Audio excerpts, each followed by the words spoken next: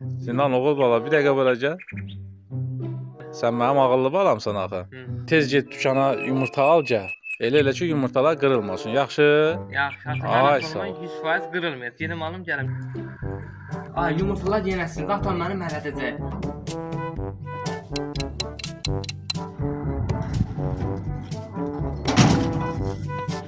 Aldım yumurtaları.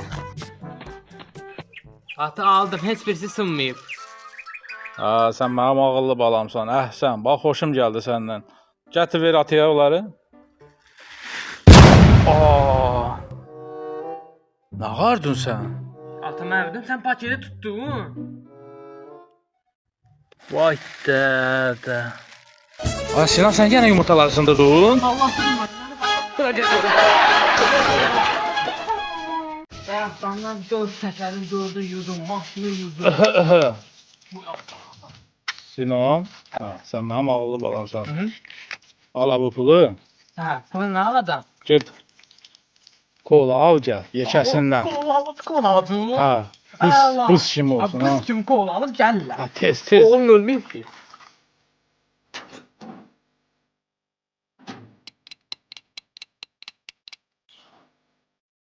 Ay dilim ağzımda qoydu. Günləri mənim bayramımdır. Kola əsədim və də buz kimi.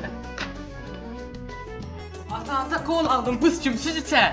Ay sağ ol ağıllı balam, mən onu. Yanırdı yarım. Ha. İndi nə etmək lazımdır? Onu içmək lazımdır. Yox. Sinan, indi bunu apar ver Nazım əmiyə.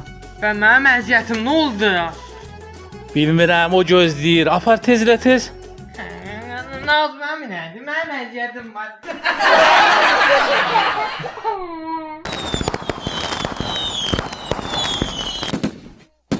Gel bırak. Yardım gözle.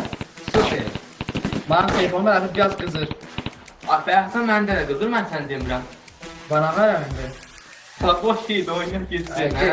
Ne olur? Pazartesi. Bomba at. Biraz kırağa kaçın. John dolar bize attı. Bomba. 100 dolar attı. 200 bir yerde. Hadi lütfen lütfen var. Bir de işimizde. 3, 2, 1. Abi ben nasıl patladı? Yerden telefon yedi.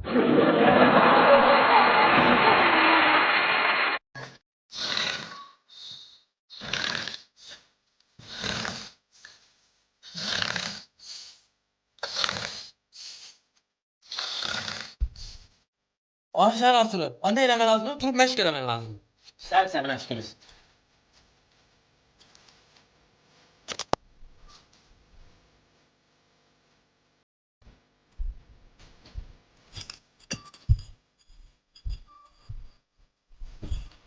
Yəni bəzi uşaqlar ancaq yer, məşq edir, amma mən yeməkdən çox məşqi sevirəm. Ancaq məşq edirəm. Sonra bir də qarnım ağrıdı mənim, bir dənə gedim gəlirəm. Ay qarnım nə pis ağrıdı, bu niyə bir ağrıdı qarnım? Oradan mən qarnım vururdu.